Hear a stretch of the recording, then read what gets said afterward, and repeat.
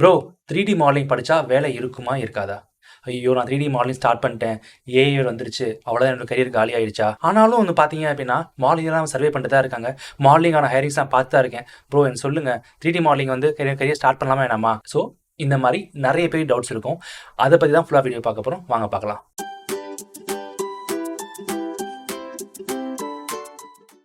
யூசுவலா AI பத்தி நம்ம நெறைய பேசியாச்சு. ஸோ இந்த 3டி மாடலிங்கான டாபிக் என்னன்னா, நெறைய கமெண்ட்ஸ் வருது. யூசுவலா பர்சனலா வந்து பார்த்தீங்கன்னா, என்ட்ட போய் கேட்டுட்டு தான் இருக்காங்க. நான் ஆல்ரெடி 3டி மாடலிங் கரியர் ஸ்டார்ட் பண்ணணும் அப்படின்னு சொல்லிட்டு. ஏன்னா 3டி மாடலிங் அப்படிங்கிறது தமிழ் இண்டஸ்ட்ரியில விஎஃப்எக்ஸ்க்கு ஒரு பெரிய சாபம்னு கூட சொல்லலாம். ஏன்னா எல்லா ஒரு ஃப்ரெஷருமே வந்து பார்த்தீங்க அப்படின்னா 3டி மாடலிங்ல தான் கரியர் ஸ்டார்ட் பண்ணணும்னு சொல்லிட்டு ரொம்ப ஆரம்பிப்பாங்க. இன்க்ளூடிங் நானுமே அப்படிதான். ஏன்னா ஒரு இன்ஸ்பைரிங்கே அதுதான் நமக்கு. என்னதான் நம்ம ரோட்டோ, பெயிண்ட், கம்போஸ்டிங் அந்த டாபிக் உள்ள வந்தாலுமே ஃபர்ஸ்ட் நமக்கு இன்ஸ்பயர் ஆகுது வந்து மாடலிங் தான். ஓகே இங்க பாரு இந்த ஷிப் மாடலிங் எப்படி இருக்குது, அந்த ஹெலிகாப்டர் மாடலிங் அப்படின்னு சொல்லிட்டு அந்த மாடலிங்கை பார்த்து அவ்வளோ இன்ஸ்பிரேஷன்ஸ் ஆகி தான் என்ன பண்ணுறோம் அப்படின்னா நம்ம வந்து ஒரு விஎஃப்எக்ஸ் கோர்ஸ் ஜாயின் பண்ணுறோம். ஸோ என்னதான் வந்து நீங்கள் ஏஐ டெக்னாலஜி நமக்குள்ளே வந்தாலுமே சரி, இண்டஸ்ட்ரி எவ்வளோ சேஞ்ச் ஆனாலுமே சரி, நம்மளால் அந்த மாடலிங்கை விட்டு நம்ம வெளியே வரவே முடியாது. ஸோ அதனால தான் வந்து பார்த்தீங்க அப்படின்னா இன்னமும் நிறைய பேர் மாடலிங்கில் அவங்க கெரியரை ஸ்டார்ட் பண்ணியிருக்காங்க. என்னதான் வந்து சுச்சுவேஷன் பேடாக போனாலும், ஸ்ட்ரைக் வந்திருந்தாலும் சரி, இன்னமும் மெசேஜ் பண்ணியிருக்காங்க பார்த்தீங்க அப்படின்னா ஆல்ரெடி நான் கோர்ஸ் ஜாயின் பண்ணிட்டேன் பிரதர், கோர்ஸ் ஜாயின் பண்ணி 6 months ஆகுது, ஆனால் 3டி மாடலிங் தான் நான் பண்ணிட்டு இருக்கிறேன். பட் ஆனால் எனக்கு இன்னும் பயமாக இருக்குது. நான் என்ன வந்து ஆக்சுவலி எனக்கு ஜாப் கிடைக்குமா கிடைக்காதா, இல்லை எனக்கு வந்து ஃபியூச்சர் இருக்குமா இருக்காதான்னு சொல்லிட்டு அவ்வளோ டவுட்ஸ் இருக்குது. பட் அவங்களுக்குலாம் ஒரே கிளாரிஃபிகேஷன் சொல்லணும் அப்படின்னா, காய்ஸ் என்னதான் வந்து ஏஐ வந்தாலுமே சரி, எதுக்குமே வந்து ஸ்கோப் அப்படிங்கிறது கம்மியாகாது. டெக்னாலஜி தான் இம்ப்ரூவ் ஆகும். நான் அதுதான் திருப்பி சொல்லிட்டு இருக்கேன் உங்களுக்கு. 3டி மாடலிங்லேயுமே வந்து பார்த்தீங்கன்னா நிறைய டெக்னாலஜி வந்துருச்சு. நீங்கள் நிறைய ஆப் பார்த்துருக்கலாம், நிறைய ஆட்டோ மாடலிங் பார்த்துருக்கலாம், நார்மலாக வந்து ஸ்கேன் மாடல்ஸ் நிறைய வந்துருக்கலாம். ஓகேங்களா? அதை பார்த்தா எல்லாருமே சொல்கிறீங்க. நார்மலாக வந்து மொபைல்லே வந்து நார்மலாக ஒரு விஷயத்தை ஸ்கேன் பண்ணேன்னா எனக்கு அது வந்து பர்ஃபெக்டான மாடல் கொடுத்துருதுன்னு சொல்லிட்டு நீங்கள் நம்புவீங்க. எஸ், அது கொடுத்துருது தான், நான் இல்லைன்னு சொல்லவே இல்லை. பட் ஆனால் ஒரு ப்ரொஃபஷனல் நீங்கள் ஒரு மாடலிங் உள்ள வந்தீங்க அப்படின்னா அதுக்கு ரூல்ஸ் அண்ட் ரெகுலேஷன்ஸ் நிறைய இருக்குது. அதுக்கான ஒரு ஆட்டோமேஷன் வந்து வருமானு கேட்டிங்கன்னா வரும். இப்போ தான் கொஞ்சம் கொஞ்சமாக ஸ்டார்ட் ஆகிட்டு இருக்குது. அப்படிங்கிறப்ப அது வந்து மாடலிங் இண்டஸ்ட்ரி அஃபெக்ட் பண்ணவே பண்ணாது.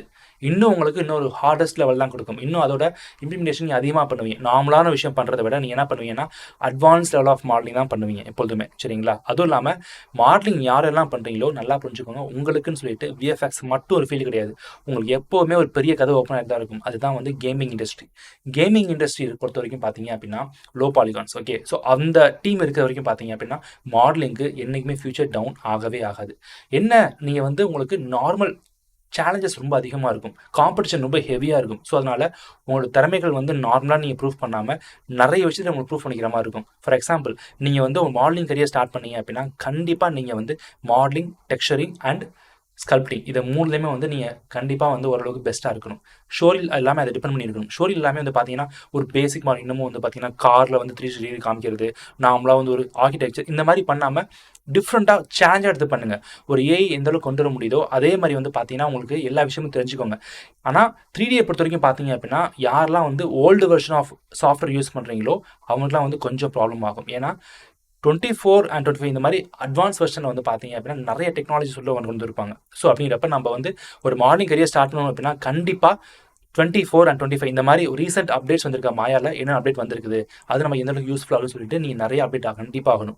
நீங்கள் அப்டேட் ஆகலை, நான் வந்து பழைய வருஷன் தான் வச்சுருக்கேன், இன்னமும் நான் வந்து ஒரு 18th மாயா யூஸ் பண்ணுறேன், 2019 மாயா யூஸ் பண்ணுறேன் அப்படின்னா அது வந்து கொஞ்சம் காம்ப்ளிகேட்டட் தான். இன்னமும் நீங்கள் அந்த ஓல்டு வெர்ஷன் ஆஃப் அந்த பாலிகான்ஸ் அதை வச்சு நீங்கள் யூஸ் பண்ணுற மாதிரி தான் இருக்கும். ஸோ உங்களுக்கு அட்வான்ஸ் வந்து கொஞ்சம் கம்மியாக இருக்கும். ஓகேங்களா?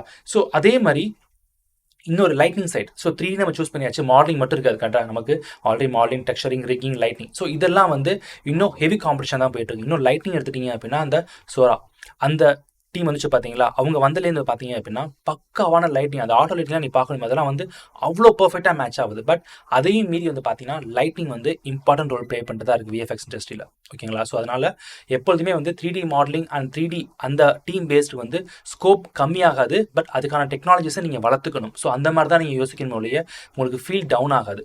அது மீன் வேகன்சி கம்மியாக இருக்க சான்சஸ் இருக்குது. பட் ஒரு சில ஸ்டடீஸ்லாம் வந்து பார்த்தீங்கன்னா அதிகமான மாடலிங்ஸ் வந்து எடுத்துகிட்டு இருப்பாங்க. பட் இப்போ போக பார்த்தீங்க அப்படின்னா மாடலிங்ஸ் வந்து கொஞ்சம் கம்மியாக சான்சஸ் இருக்குது. ஸோ அந்த மாதிரி டிஃப்ரென்ஷியேஷன் தான் ஆகுமே ஒழிய உங்களுக்கு கெரியர் எந்த ப்ராப்ளமும் வரவே வராது. ஏன்னா எப்போதுமே வந்து கேமிங் இப்போ நீங்கள் விஎஃப்எக்ஸ் சூஸ் பண்ணவே கூடாது. 3டினா நார்மலாகவே 3டி பற்றி நீங்கள் ஃபுல்லாக தெரிஞ்சுக்கணும். அப்போ தான் உங்களால் ஈஸியாக வந்து விஎஃப்எக்ஸ் அண்ட் கேமிங் இது ரெண்டுமே உங்களால் ஈஸியாக ஃபோக்கஸ் பண்ண முடியும். ஓகேங்களா? அதே மாதிரி ரீசெண்டாக அப்டேட்ஸ் கேள்விப்பட்டேன். என்ன அப்படின்னா, எம்பிசி வந்து மாடலிங் அதிகமாக ஃபோக்கஸ் பண்ணுவாங்க. எப்போ இந்த ஸ்ட்ரைக்லாம் முடிஞ்சு, எப்போ அவங்க வந்து ஒரு ஹையரிங் ஸ்டார்ட் பண்ணாங்களோ, ஃபஸ்ட்டு வந்து அவங்க 3Dக்கு தான் வந்து ஹையரிங் அதிகமாக ஸ்டார்ட் பண்ணுவாங்க. அதிகமாக வந்து அவங்களுக்கு மாடலர்ஸ் அதிகமாக தேவைப்படுறாங்க. ஏன்னா, சம்டைம்ஸ் வந்து அவங்க கேமிங் கொஞ்சம் லிட்டில் பிட் கான்சன்ட்ரேட் பண்ணுற மாதிரியும் இருக்காங்க.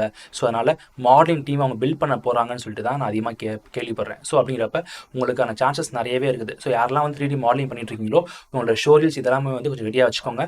ஒன்ஸ் அந்த ஆகஸ்ட் அண்ட் செப்டம்பர் மேபி இந்த இயர் கூட ஆக சான்சஸ் இருக்குது. ஓகேங்களா? ஸோ அதுக்கப்புறமேலு ஹையரிங் ஸ்டார்ட் ஆச்சு அப்படின்னா உங்களோட ப்ரொஃபைல் மூவ் ஆகிறதுக்கு நிறைய சான்சஸ் இருக்குது. ஸோ அதனால் வந்து லிங்க்டின் எல்லாத்துலேயுமே வந்து உங்களோட ப்ரொஃபைலை நிறைய பில்டப் பண்ணி வச்சுக்கோங்க. ஓகேங்களா? கன்க்ளூஷனாக சொல்லணும் அப்படின்னா, என்ன தான் ஏஐ வந்தாலும் இண்டஸ்ட்ரி வந்து டோட்டலாக அஃபெக்ட் ஆகிடாது. ஏஐ ஒரு சைடு இருக்கட்டும், நீங்கள் உங்கள் லேர்னிங்கை வந்து எப்போவுமே தெரிஞ்சுக்கோங்க. அப்டேட்ஸ் முக்கியமாக தெரிஞ்சுக்கோங்க. ஏன்னா 3D பற்றியும் அப்டேட்ஸ் ரொம்ப ரொம்ப இம்பார்ட்டன்ட். அதே மாதிரி மாடலிங் தைரியமாக கரியர் ஸ்டார்ட் பண்ணுங்கள். Okay, don't worry. நீங்கள் மாடலிங்கை மட்டும் கற்றுக்காமல் மாடலிங், டெக்ஸ்சரிங் அண்ட் ஸ்கல்ப்டிங் நல்லா ஞாபகம் வச்சுக்கோங்க. இந்த மூணையும் சேர்த்து தான் வந்து பார்த்தீங்க அப்படின்னா இம்பார்ட்டன்ட். அதே மாதிரி மோஸ்ட்லி 3D ஜென்ரலிஸ்ட்டாக உங்களை கரியரை மூவ் பண்ணுற மாதிரி பார்த்துக்கோங்க ஃபியூச்சரில். ஓகேங்களா? அப்போ தான் வந்து நீங்கள் ஈஸியாக சர்வே பண்ண முடியும். நான் தனி ஸ்பெஷலிஸ்ட் அப்படின்னு நீங்கள் உங்களை காமிச்சிக்கிட்டீங்க அப்படின்னா உங்களுக்கு ரொம்பவே கஷ்டமாக இருக்கும். ஸோ அதனால் எல்லாருமே தெரிஞ்சுக்கோங்க எந்த அளவுக்கு டெக்னாலஜி வருதுன்னு சொல்லிட்டு. ஏன்னா நீங்கள் மாடலிங் அதிகமாக கான்சன்ட்ரேட் பண்ணாலும் texturing plus at least basic kind of lighting இதை பற்றி தெரிஞ்சுக்கணும் அப்படின்னா உங்களோட கெரியர் உங்களுக்கு ரொம்பவே யூஸ்ஃபுல்லாக இருக்கும். ஓகே, ஸோ ஐ ஹோப் இந்த இன்ஃபர்மேஷன் ரொம்பவே யூஸ்ஃபுல்லாக இருக்குன்னு நினைக்கிறேன். இதே மாதிரி நிறைய இன்ஃபர்மேஷன் அப்படின்னா மறக்காம சேனல் சப்ஸ்கிரைப் பண்ணுங்கள். Okay guys, see you. Bye bye.